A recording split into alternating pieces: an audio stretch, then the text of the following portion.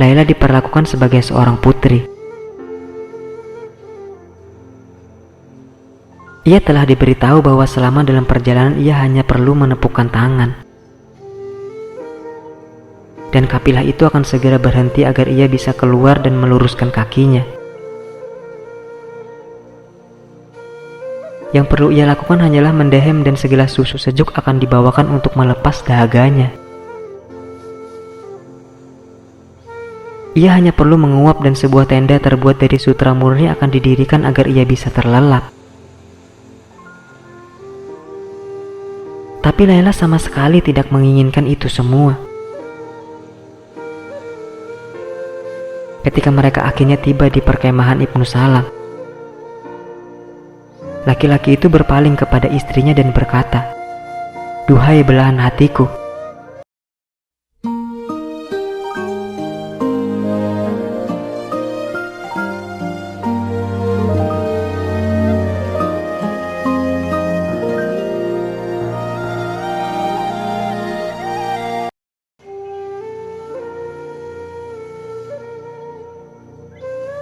tawa memenuhi udara. Semuanya terasa begitu damai. Tapi, bagaimana dengan Laila? Dia duduk di kamar pengantin, dikelilingi oleh perempuan-perempuan yang bercakap-cakap dan anak-anak yang menjerit-jerit. Para perempuan telah menghiasi dinding ruangan itu dengan sutra dan anyaman. Kini mereka sedang membakar dupa dalam mangkuk kuning. Aroma kayu manis memenuhi ruangan. Sangat sibuknya mereka dalam persiapan itu hingga mereka tidak memperhatikan air mata Laila. Di antara semua orang yang berbahagia dan tersenyum itu, Laila sendirian bersedih. Pisau dinding kesepian dan keputusasaan menusuk jiwanya. Belum pernah sebelumnya ia merasa begitu takut sendirian. Betapa telah dekat ia dan Majnun sampai pada tujuan mereka. Dan sekarang semuanya lenyap. Ketika cangkir itu baru akan menyentuh bibir mereka, ia terbanting hancur, menumpahkan anggur kebahagiaan ke atas pasir. Tidak ada seorang pun yang mampu membaca pikiran Laila. Tidak ada seorang pun yang dapat merasakan badai yang berkecamuk di hatinya. Bahkan jika ia memiliki keberanian untuk memperlihatkan ketidakbahagiaannya, keluarganya tidak akan dapat mengerti. Kemudian ia bertekad untuk tidak mengatakan apapun.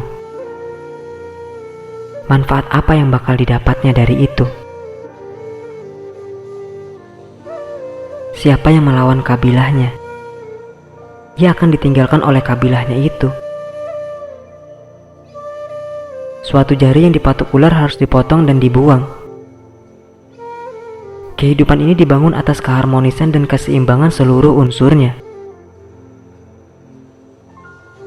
Bila mana keharmonisan ini terganggu, kematian akan merangkak masuk dan melakukan hal-hal yang buruk.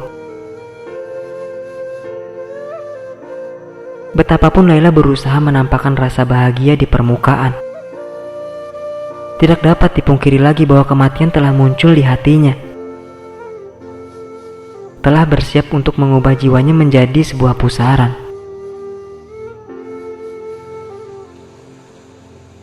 Biduk malam telah mengangkut muatan bintang-bintang yang gemerlapan menuruni sungai Tigris di Cakrawala. Sementara matahari mendirikan tenda keemasannya di atas hamparan biru padang rumput langit. Fajar telah tiba. Ibnu Salam sekarang menjadi orang yang paling bahagia di dunia. Memberi isyarat kepada kafilahnya untuk mulai perjalanan pulang mereka yang panjang. Keledai dan untanya melangkah lebih cepat, karena mereka sudah tidak lagi memanggul beban. Walaupun Ibnu Salam memberikan banyak sekali harta kekayaan sebagai hadiah bagi keluarga istrinya, ia tidak menyesalinya sedikit pun. Bagaimanapun juga, bukankah permata yang paling indah, perhiasan yang paling berharga di dunia sekarang telah menjadi miliknya? Ruangan di dalam tandu yang disiapkan untuk Laila sama mewahnya dengan bagian luarnya yang dihiasi dengan indah. Diangkat tinggi di atas punggung unta dan dirawat dengan baik oleh para perawat dan pemuda yang berjalan kaki. Laila diperlakukan sebagai seorang putri. Ia telah diberitahu bahwa selama dalam perjalanan ia hanya perlu menepukkan tangan. Dan kafilah itu akan segera berhenti agar ia bisa keluar dan meluruskan kakinya. Yang perlu ia lakukan hanyalah mendehem dan segelas susu sejuk akan dibawakan untuk melepas dahaganya. Ia hanya perlu menguap dan sebuah tenda terbuat dari sutra murni akan didirikan agar ia bisa terlelap. Tapi Laila sama sekali tidak menginginkan itu semua.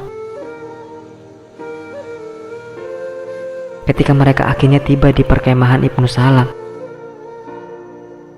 laki-laki itu berpaling kepada istrinya dan berkata, "Duhai belahan hatiku, semua yang ada di sini adalah milikmu.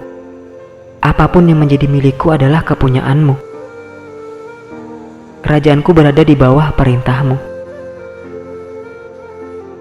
Dan apa jawab Laila? "Ya." Satu kata itu, jawaban Laila itu,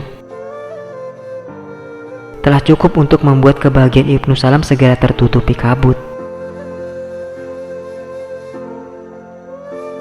Hati Ibnu Salam yang baru saja bersinar-sinar seperti matahari karena kegembiraannya, sekarang menjadi terselubung oleh kegelapan yang tampak semakin hitam pada setiap hari yang berlalu. Laila tidak mau makan, tidak bisa tidur,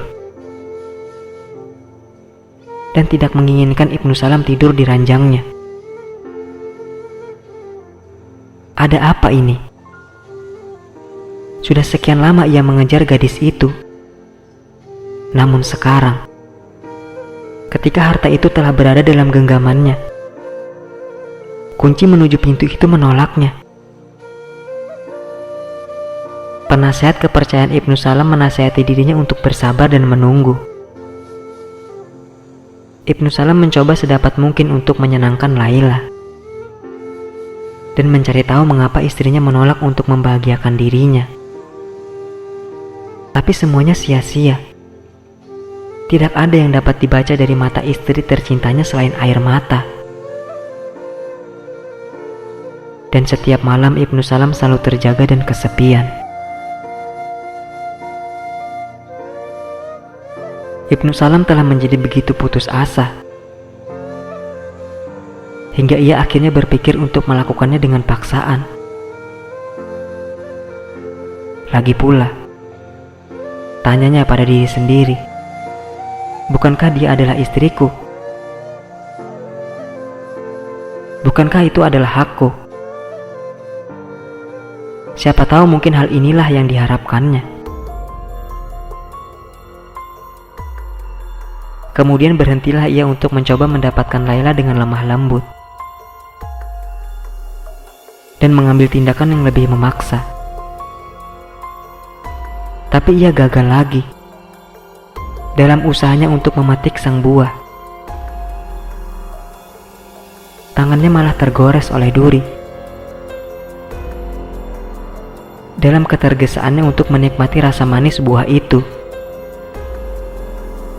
satu-satunya hal yang dapat ia rasakan ternyata lebih pahit daripada kayu kina.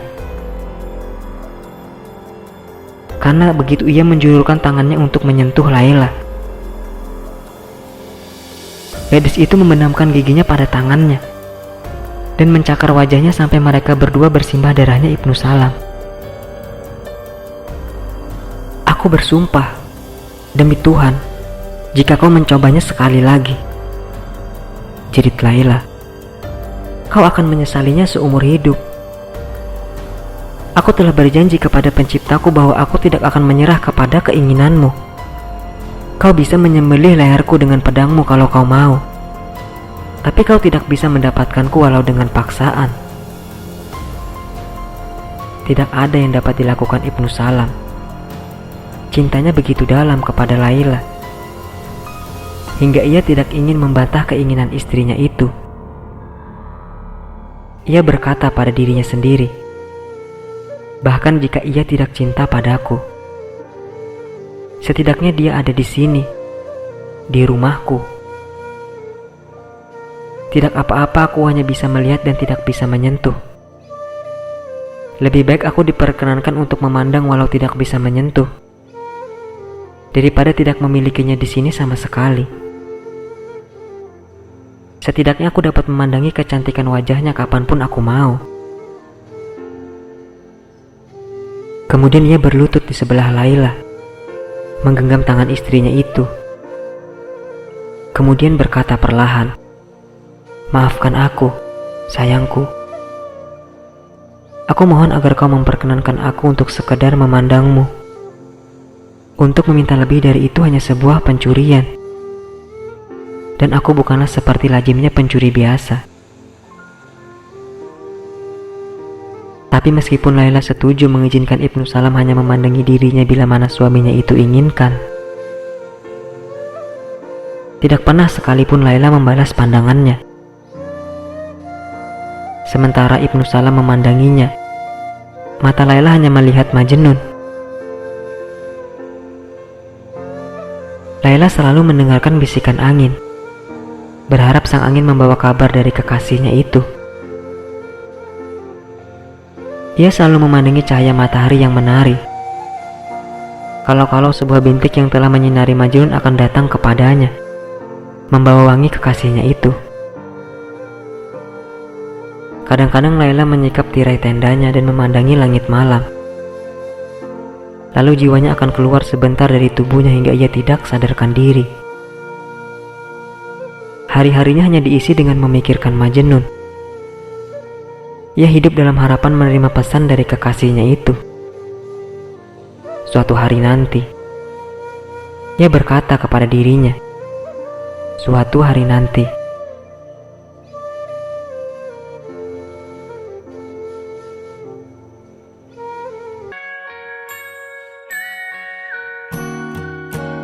You are my sunrise, you are the daylight, hide in the shadows of my mind.